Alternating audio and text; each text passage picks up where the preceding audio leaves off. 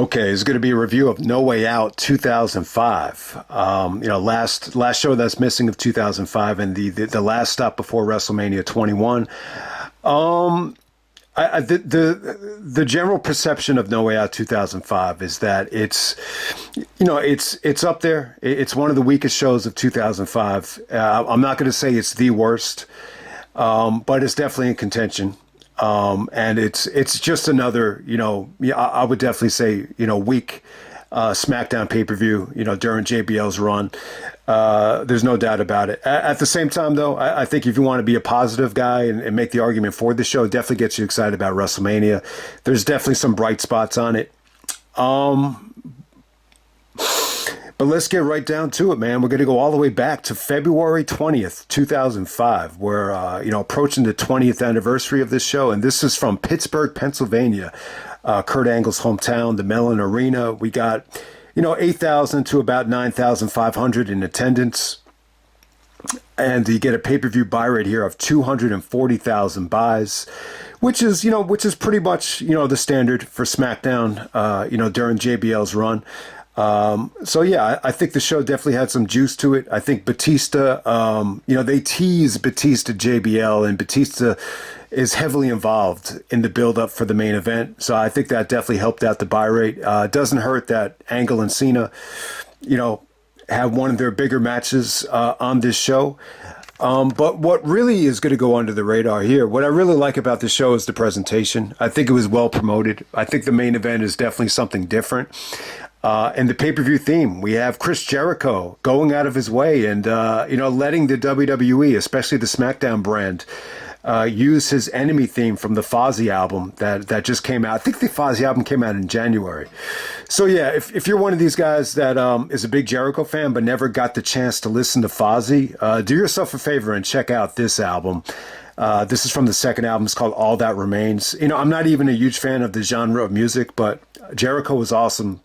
At this time, that band, that album was incredible. Like every single song, was great. I used to listen to that album on the way to school, the way to work, whatever you want to call it, like every day in the winter of 2005. So it was pretty damn cool, man. So check it out. It definitely worked very well with the pay-per-view. And this is the ideal example of a pay-per-view theme where you use it for the video packages, the DVD menu. They have it behind the scenes with Jericho and the director. They actually have the video.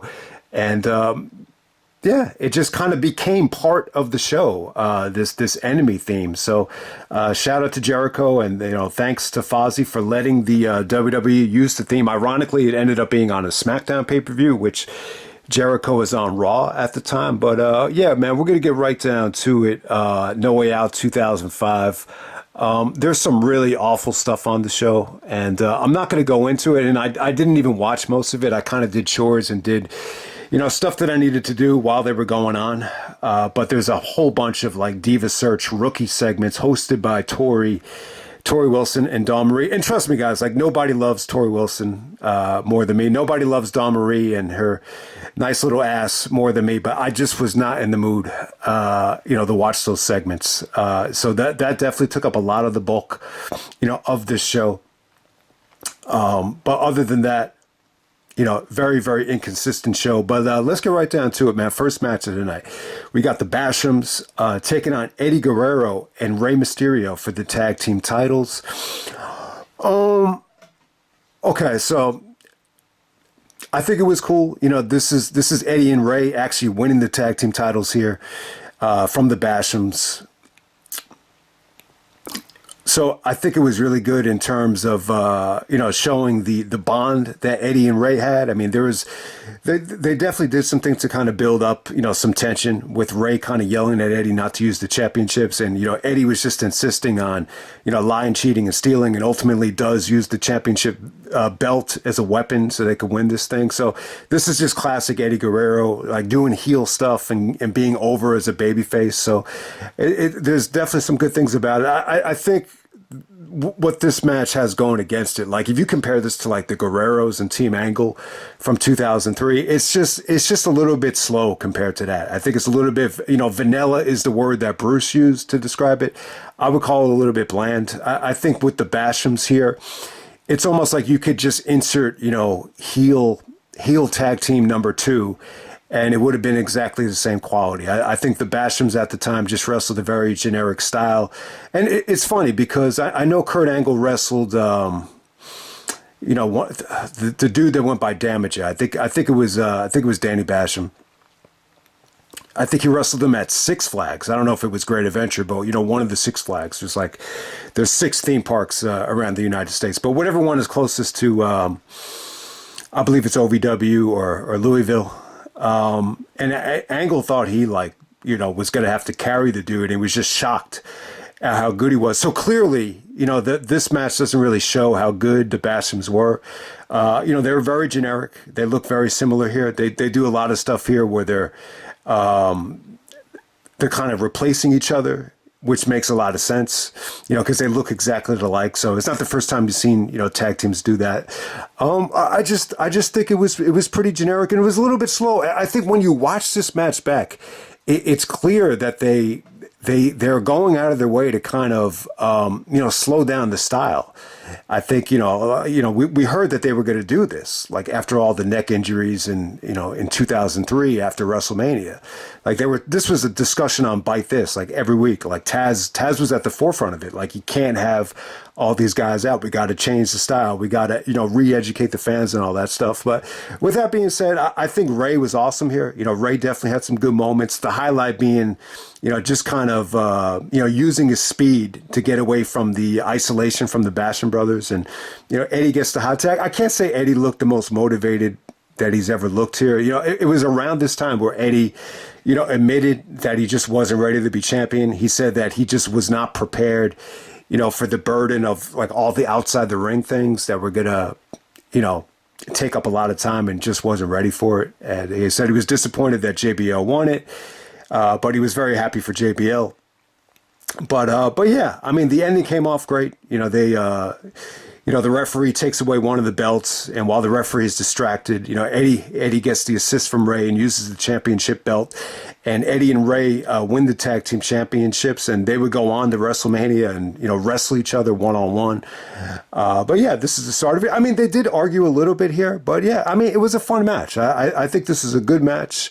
I think it could have been better though. Like, for whatever reason, it just didn't get like the monster green light that you hoped it could have gotten. And it kind of felt like it was a night off for Eddie Guerrero. Like, it just didn't feel like, he had to work that hard, to get this thing over with. But yeah, solid opener right there. It wasn't bad. It definitely wasn't bad, but I'm not going to say it reached its potential. I definitely think the Bashams had a lot more to offer, and they're a part of JBL's cabinet, so this is a big night for them. I would definitely say like this is the biggest night of the Bashams' career. The fact that they wrestled Eddie and Ray in the opener, and they played a huge role in the main event as well. All right, next up we have Booker T taking on Heidenreich. They didn't show a lot of the build-up here. I think Heidenreich was insisting that Booker T was making fun of him and laughing at him, and then Heidenreich, to get his payback, he was laughing at Booker T after Cena had beaten him to advance to the finals of the tournament here. So with Booker T and Heidenreich, just an awful match right here. This is one of the worst matches Booker T's ever had. I would say this. I don't think Booker did anything wrong here, but I think you're asking a lot out of Booker T to carry Heidenreich. All right, so Heidenreich at this time, he's starting to like do poems before the matches. So, you kind of get the feeling that they're on the verge of giving up on him, but this is disqualification. So I'm assuming that Booker T, still hadn't signed a new contract yet. He wasn't at WrestleMania, and this is before they brought Charmel into the equation. So that's probably why it was a DQ more than, they wanted to push Heidenreich heavily. It kind of felt like they were kind of morphing him into someone that was,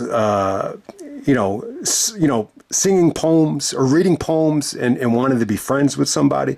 But I'll tell you what, man, Heidenreich just looked, goofy as hell. I mean, the only thing this missed was JR. JR should have been on commentary here, just saying, he looks goofy as a pet coon, because he really, man, I'm telling you, man, like you could be tall as hell. He has muscles. He has blonde hair. Like, I could see the appeal from afar. But the problem with Heidenreich is he's so goofy. Everything he does is so goofy that it just negates, you know, any type of heat he could get as a monster heel. It just didn't work. I thought he looked horrible out there. The ending comes when Heidenreich takes a steel chair and, you know, hits Booker T with it. And even though he gets DQ'd, he's still trying to pin Booker T. This was just bad. And it's all about Heidenreich right here. You know, you kind of feel bad for Booker T. And it does suck that Booker T is, you know, in this spot. But to be fair, I mean, when you think about it, when you see the shift from Raw to SmackDown, like all those guys that came over from Raw, and you know RVD is injured at this time, and they definitely could have gotten more out of RVD, but you know it's probably, I want to say this respectfully because I love Booker T. I think he's a hell of a talent. I think he's got a lot of charisma, especially like in these Pulp Fiction. They actually showed the Pulp Fiction vignette with him and Eddie. He was great in that. Like I think you could definitely argue that Booker T, like he sounded just as good as Samuel L. Jackson in some of those scenes, especially, you know, the Ezekiel 25:17 speech. I don't know how well he would have done in Pulp Fiction if he had to kind of carry the burden of, you know, some of Sam's other lines, especially the quiet lines when he's at the diner. But hey, he was awesome in that scene. But when you're looking at Booker T coming over from Raw, like the quality just wasn't as good, and you know it's sad. But I think Booker T probably, you know, should probably take a little bit of the blame. I mean, it's not like he had a bad 2004. I think he could have been used better. It's definitely true, But yeah, I mean, if you want to find like the biggest knock on Booker T and RVD, I think the fact that they went from Raw to SmackDown and the quality got worse, I think it's probably the biggest hit, you know, to their catalogs or to their resume that you could find. All right, next up we have the Cruiserweight Open for the WWE Cruiserweight Championship. We got Funaki. Funaki's still the Cruiserweight Champion, taking on Akio. Akio is better known as Jimmy Wang Yang. You got Paul London, Shannon Moore, Spike Dudley, and Chavo Guerrero. Cruiserweight Open right here. All right, so London steals the show. London is actually in this match the whole way. And he was good. You know, I was disappointed in the crowd reaction for the whole show. I mean, once again, this is another Pittsburgh crowd that was not good. Even for Kurt Angle, they could have been a little bit more receptive to Kurt. He should have been treated like an icon. No matter, I know you're going to make the argument that he's a heel, but still, the crowd could have been a lot better here. London was just in his prime here. He's definitely in his prime. You know, it's a shame. Because when you look at Punk and Ring of Honor, like there's so much Punk was about to do, like throughout the rest of 2005, just to kind of season himself. And when you look at London, it's almost like, all right, he's kind of, he went to the party too soon and he's stuck in this cruiserweight box. He can't get out of it. This kind of had a feeling of Vince, you know, wanting to make London a sympathetic babyface. The fact that he's in there the whole match. And then Chavo is the last one there and kind of steals the victory. So Chavo Guerrero actually wins the Cruiserweight Championship at No Way Out for the second straight year, which is pretty cool. But, you know, the eliminations were pretty quick. You know, Funaki is the first one eliminated. And I'll tell you what, man, for a champion to be eliminated, for a championship loss, this had to be like the most lackluster reaction I think I've ever heard for anybody losing a belt in the WWE. But hey, everybody likes Funaki, so you don't want to kill him. But yeah, I got to say, London looked awesome. He worked his ass off, you know, while he was in there with everybody, and it was good stuff. It wasn't bad. It's just disappointing when you consider the crowd reaction and when you consider how just, you know, how kind of thrown together this was with the eliminations. All right, next up we have Undertaker taking on Luther Reigns. So Luther Reigns actually screws the Undertaker in this tournament. Kurt Angle actually directs them, so he doesn't have to face Taker in the tournament. So I believe Taker, who does Taker lose to in the tournament here? You know, he actually does lose. You know, he actually gets disqualified. He doesn't lose, but he gets disqualified. So Angle gets a free ride to the finals. But Undertaker taking on Luther Reigns. Yeah, not a good match. I got to say this about Luther Reigns. This was it. I think this was the final straw. I don't think they ever trusted him again on pay-per-view. The Heidenreich Luther Reigns performances on this show are just horrific. This is one of the worst things about 2005. I mean, yeah, I mean, you understand it. You know, the invasion is over with, and we're bringing in these jacked up guys from developmental, whether it be Heidenreich, Luther, Masters, Snitsky. You know, I'll give Snitsky and Masters the benefit of the doubt. I think they were solid. I think they definitely had better moments than Heidenreich and Luther Reigns. But when you're looking at Luther Reigns, yeah, this is just proof of how hard wrestling is. I mean, you can look like the most intimidating dude ever. I mean, they build him up like he's intimidating. He's got the buzz cut. He's jacked up. I mean, this dude looks like a badass. He's on the juice. He's been in jail. I mean, everything is there to be a convincing, over-the-top heel. I would actually compare him to this. I know, I'm comparing him to a black dude, but he really reminds me of Zeus. Tiny Lister Jr. from Friday, or from No Holds Barred with Hogan.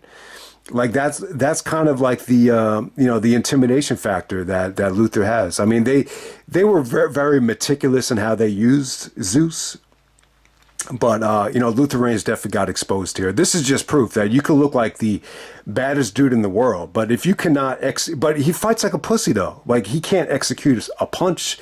He can't execute a clothesline. He can't execute a spear. He couldn't execute an inverted DDT without it just looking like crap. I don't know what it is. Maybe he's carrying too much muscle. Maybe like Bruce said, Bruce Pritchard even said the dude just didn't have it. Someone asked him, "What's your favorite Luther Reigns match?" And it'd probably be the last match. And I think this was definitely one of the last matches. I want to give Undertaker credit. It didn't come off like it was the worst Taker match ever. I think Taker's definitely had worse matches than this. I think he worked his ass off. This really felt like, you know how so many people say, like, when they're wrestling Rey Mysterio, like, it feels like a night off. Like, this would be the opposite of that. This is like the Undertaker working outside in lightning, rain, and thunder in the mud, and, just sucking it up just to get through it. I mean, that's what it kind of felt like here. But, yeah, Taker gets his revenge on the Honor Society, as Vince would call them, and, defeats Luther Reigns with the Tombstone. Luther kept going for like an inverted DDT. He hit it one time, but Taker gets the victory with the Tombstone. I got to say, Taker busted his ass though in terms of the way he was hitting the ropes, just everything. I mean, he really ran the ropes hard just to make this watchable. So yeah, I would definitely say it's tough to pick a worse match. But yeah, these Heidenreich and Luther matches, they both sucked. I would say that they're equally just as bad. Okay, so since Batista won the Royal Rumble on SmackDown, they're going to do a #1 contender tournament, to see who's going to face JBL at WrestleMania 21. So yeah, the tournament was really good. I got to say, Cena had a couple of good matches here. Ultimately, he defeats Booker T to get into the finals. If you haven't seen this tournament, Cena actually defeated Orlando Jordan in Japan. That same show, Kurt Angle had a match with Rey Mysterio in Japan, and awesome stuff. That might have been the best Angle Mysterio match, at least the best one on TV. I know they had SmackDown matches every single year from 2002 to 2006. That might have been the best one. Angle Mysterio from Japan. It was in February of 2005. If you haven't seen it, definitely check it out. But, because Undertaker got beaten up by Luther, Angle gets a free ride to the finals to take on Cena. So we get Angle and Cena once again. There's a great promo on SmackDown where, Angle comes up to Cena and he's basically bullying him, and he says, just like I beat you in 2002, on your debut, nothing has changed. And then Cena's like, "Wake up, man! You're not facing some young rookie that's too green." He's like, "You're facing one tough, hungry son of a bitch." And he basically told Angle that Angle was not hungry the first time that they wrestled. So I don't know if I would agree with that, but yeah, you had good tension. There was definitely a lot of good natural tension there. They used the Fozzy theme in that video package, which ironically worked. I mean, they're just showing highlights of a tournament, but it actually worked pretty well. And then they kind of ended it with the Cena Angle backstage confrontation, which was great. It was a great promo between both guys. Angle's kind of bitching and insisting that he's going to main event WrestleMania for the third straight year and nothing is going to change. So if you haven't seen it yet, there's also an awesome segment on this show with Eddie Guerrero, just kind of, going away from the lie, cheating, and stealing stuff. Cena's like, you gotta stick me up. And Eddie's like, no, John, like, let's have a heart to heart. And Eddie seemed a little bit, I want to say he struggled to kind of get through the promo. I don't know if he was starting to deal with some health issues, but it was awesome stuff, man. Like, he was just very gracious. He told Cena that he deserves it. And, he basically said that nobody knows Kurt Angle more than him. And he gave him advice. He said, when Angle gets that ankle lock, it's going to hurt. But, if you don't tap out, he's going to get frustrated. And then when Kurt gets frustrated, he's going to make a mistake. And just wish Cena the best of luck. So, yeah, we did not get enough of Cena and Eddie Guerrero. You got to see some good stuff on TV. But I wish we would have gotten more, definitely on a bigger stage. It kind of made me wish that Cena didn't go to Raw. If Eddie had, if Cena had stayed on SmackDown as champion, naturally he definitely would have worked with Eddie Guerrero heading into SummerSlam. I think I would have preferred that when I look back on it. But yeah, Cena Angle. Cena finally defeats Kurt Angle for the first time maybe ever. He came up short in 2002. He lost to him at No Mercy 2003, which is still their best match. So let me say this about this Cena Angle match. It's a great match. I think it's superior to their 2005 stuff on Raw when Bischoff got involved in Daivari. I think a lot of those matches were a little bit overbooked. This wasn't as overbooked. This just had like a nice pure wrestling feel to it. Angle was legit like pissed and angry and vicious, and there was just a lot of good natural tension. It felt real. Let me say this about Cena and Angle at the time. Look, I think everything is fine between them. Obviously, Cena inducted Angle into the Hall of Fame, but this is during the time where everybody is competing for the main event of WrestleMania. I think at the time, Angle still wanted the main event of WrestleMania. That's just the competitor that he is. I don't know if he really understood that Shawn Michaels is the greatest of all time, arguably. I don't know if he really grasped how big of a match that was. So he still probably saw it as a demotion. And it probably wasn't until WrestleMania 21 where Kurt really understood how good Shawn Michaels was. So I still think he probably wanted that spot. But at the time, it definitely felt like Angle was a little bit agitated of taking a backseat to Cena, especially with the main event here, with WrestleMania around the corner. And then at the same time, like, no one really talks about this, but, Angle actually stated that he wanted to be in the Marine because, that it didn't work out with Austin. And then Angle was actually pushing, to be in the Marine because he was injured. I'm injured. I need something to do. And for whatever the reason, Vince, decided Cena was a better fit for the Marine, which I definitely agree with. I mean, it's hard to argue. I mean, just because Angle is an Olympic gold medalist and he's definitely the better athlete compared to Cena, it doesn't mean that he's a more marketable movie star. If Angle was in the Marine, I think it would have felt a little bit weird. I could even see Austin saying, you can't be in the Marine. Angle's an idiot. I could definitely see that happening. But, yeah,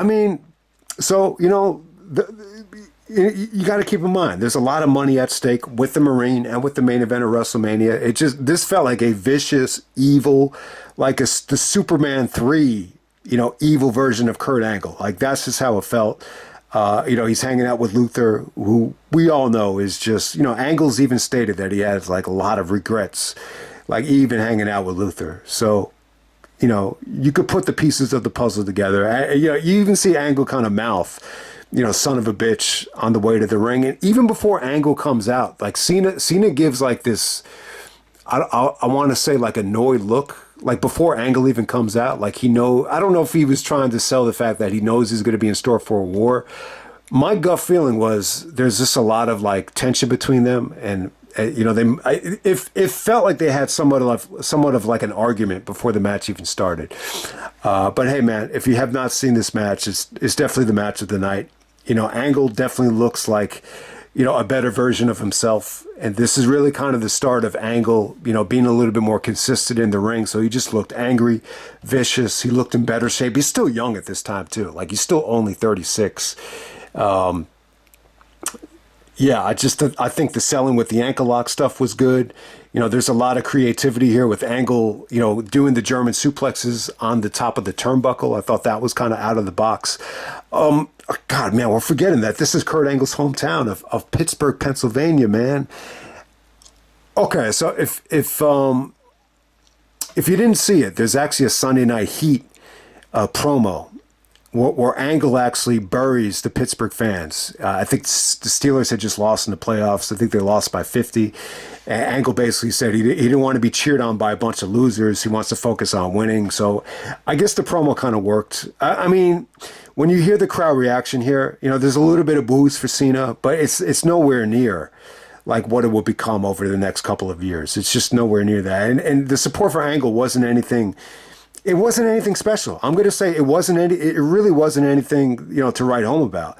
I'm just a little bit disappointed. Like, the Pittsburgh fans should not be that easy to manipulate. And I guarantee you this, if they're in Benoit's hometown of Edmonton or Jericho's hometown of Winnipeg, or even even if they're in Chicago with Punk, there's no way that, it will be that easy just to get the fans to turn on you, to turn on Kurt. I don't know what it is. I just don't think Pittsburgh is a great wrestling town. I don't think they are. I think they're a great sports town. But if you're going to ask me, and I've had experiences in Pittsburgh where I tried to talk to random people about Kurt Angle, and they'd be like, "Oh, I don't even know who Kurt Angle is." Like, Mario Lemieux is the biggest star of Pittsburgh, not Kurt Angle. So that's the mentality that people have. I don't know if Angle, gets the respect that he deserves in Pittsburgh, Pennsylvania, and this is proof that he doesn't. He should have got a hero's welcome. I don't give a shit if he's a heel or a babyface. He should have got an incredible reaction here. But it was good, man. I think the whole point of this thing was just to make Angle.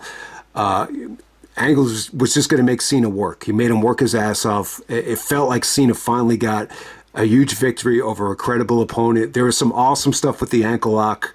Lots of good drama. There's definitely, some awkward ref bumps, but it was good though. And the ref bump really opened up the door for Angle to try to take Cena's chain. There's a lot of like chain stuff on the show because there's no way out. And Cena just kind of, sprints into Angle to intercept the chain, and it gives him the second FU. I think Angle kicked out of one FU, but the second one actually puts him down. But yeah, good stuff. All right, so one of the arguments against this match is that Cena was not getting better at this time, and they tried to use the excuse of the Marine. They said, because Cena filmed the Marine, he wasn't in the ring, so he wasn't getting better. So yeah, I never really thought of it like that. Maybe Cena just being away from the ring all that time. Maybe that's one of the reasons why he just really wasn't ready, when he won the championship. And when you look at Cena in 2003, I think Cena's one of these guys where he gets better when he's in the ring. So, maybe that's one of the reasons why Cena and Angle gelled, so well at No Mercy 2003. I just feel like that match was a little bit cleaner.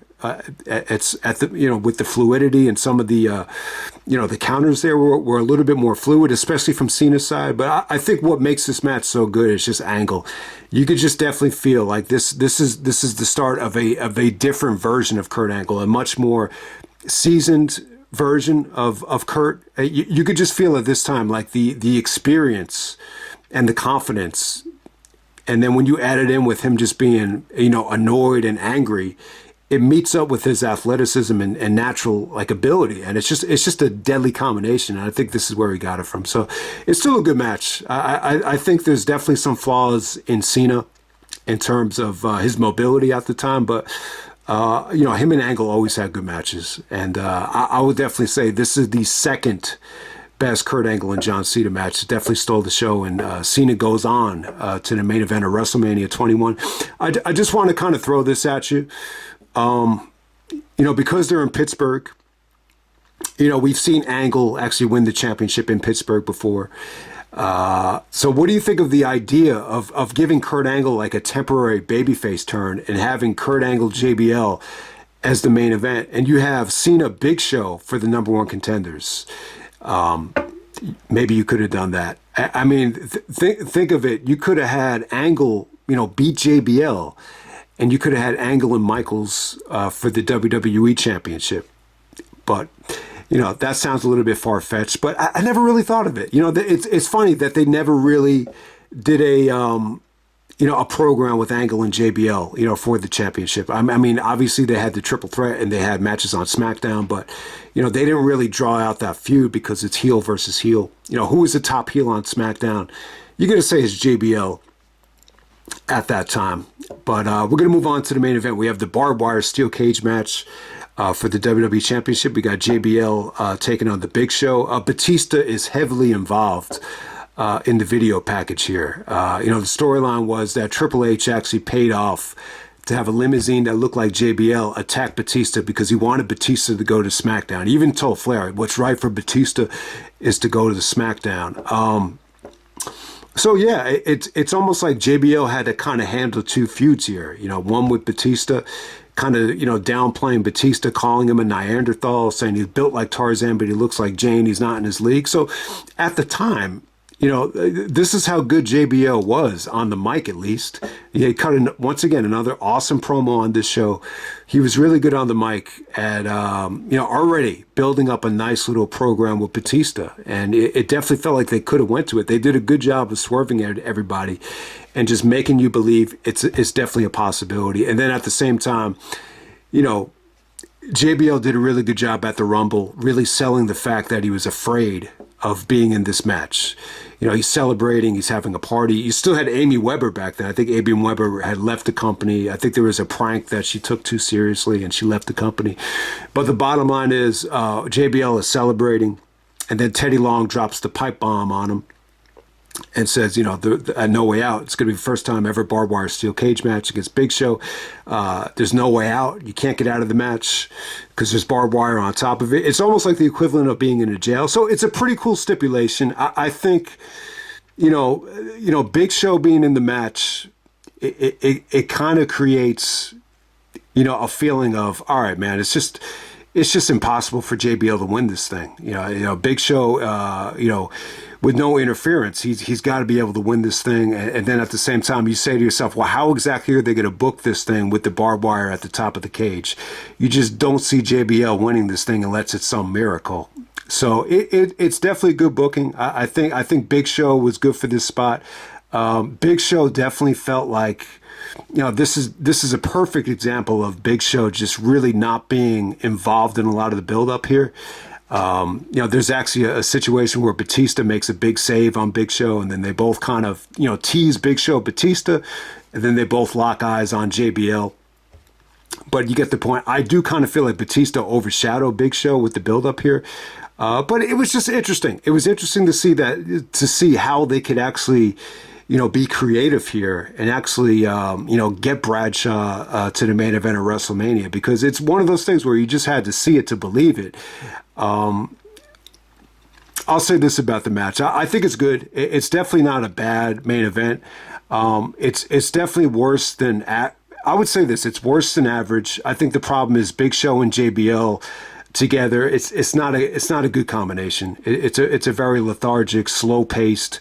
It's a boring combination no matter how you look at it. Even with the cage, even with the blood, it's a very, very tough sell. I mean, there were some slow moments here. There were surprisingly, there was an RVD chant actually broke out. Wait, RVD's actually injured at this time. It's probably because the DVD just came out. But, where were those chants when RVD was still healthy, man? We would have loved to see RVD in the main event of a SmackDown pay-per-view. But it was not to be, though. The barbed wire at the top of the cage was interesting, man. It was really, really cool. And give them credit, they did bleed. There was some really good, Big Show hits the choke slam, JBL kicks out. JBL actually hits a clothesline from hell. He kicks out. They're both bleeding like crazy. You actually have the cabinet coming down. Orlando Jordan comes down. They come down with the bolt cutters. So it was pretty cool. But Teddy Long comes out and says, hey, player. He said, I said no interference. He said, now you guys got to get to stepping. But they leave the bolt cutters in the ring. So Bradshaw goes to the top of the cage and starts trying to cut away at the barbed wire.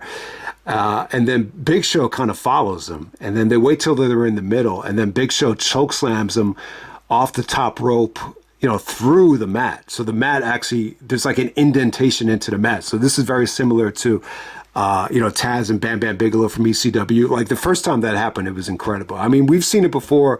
I can't remember the first time it happened in WWE, but, with Bradshaw being so sunken low into the ring, Big Show didn't want to try to pin him. So Big Show decides to just break the lock on the steel cage. The steel cage is actually locked, the front door, and Big Show actually uses his strength to break the lock. And, the fans actually pop for it because Big Show does like the screaming yell.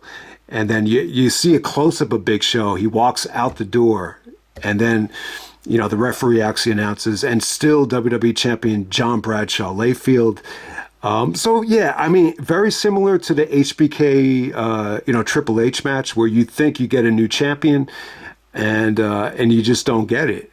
So you're saying to yourself, what the fuck? Well, what the fuck happened? So, Bradshaw actually goes underneath the ring and escapes before Big Show. So it's pretty creative. It's pretty cool. I think when I look back on it now, as soon as you see that spot, you should say to yourself, all right, he's going to go from underneath the ring. But hey, no matter how you look at it, I think it was pretty damn cool, the way they booked this thing. Not the most entertaining match in the world. JBL and Big Show, I think they need to be in there with, superior workers. But, I think the reputation that Bradshaw had at the time was that he was a hard worker, but he's just not, exciting enough, to get it done by himself or to carry an opponent to a great match. So that's the mentality there. But I think that, the timing here just worked out for Big Show as a babyface. It's as simple as that. Big Show, anytime Big Show just returns, it's easier to push him as a babyface. I'm not crazy about the JBL Kurt Angle in the main event of No Way Out at Pittsburgh. I don't think Angle and Michaels needed the beef for the title. This was clearly Cena's time. You could definitely, even though Cena wasn't really ready in the ring quite yet, he definitely had a ways to go to get better. I'm not going to lie to you and say Cena shouldn't have been the champion. At least on the SmackDown side of things, I think everybody was cool with Cena getting a reign over JBL staying champion. But hey, I want to give JBL credit. I think he did an incredible job as champion. Even if you're kind of lukewarm on him in the ring, I think what he did as champion was great. I think the promo right before the Great American Bash, I think everything about him, like how I feel like he just lived the character. I feel like he was into it. Everything just felt believable with Bradshaw as champion. I think there's a lot to like, about what he did on the mic, about, making the championship feel important, and just the way he would just down talk. Like even Batista, just everything that came out of his mouth was just very convincing. So he was definitely a good champion. If you're going to measure it in terms of mic skills and longevity of the reign and, character development, and plus you needed a great heel, for Cena to, for Cena to win the championship from a great heel. So you definitely understand it. I think it's a solid show. I think there's a lot to like on the show. I think there's some brutal stuff on it. I'm going to say I'll give the double main event a thumbs up. I think the opener is good. I think the double main event is good. I think everything in between is very difficult to watch, but I'll just end it right there, man. That's No Way Out, 2005. Is it the worst No Way Out? Yeah, I would probably say it is the worst No Way Out. It's either between No Way Out 2005 or 2007. But if you haven't seen this thing, definitely check out John Cena and Kurt Angle. I think it's one of their better matches. And yeah, you could definitely feel like some real life tension, between Cena and Angle there, without a doubt.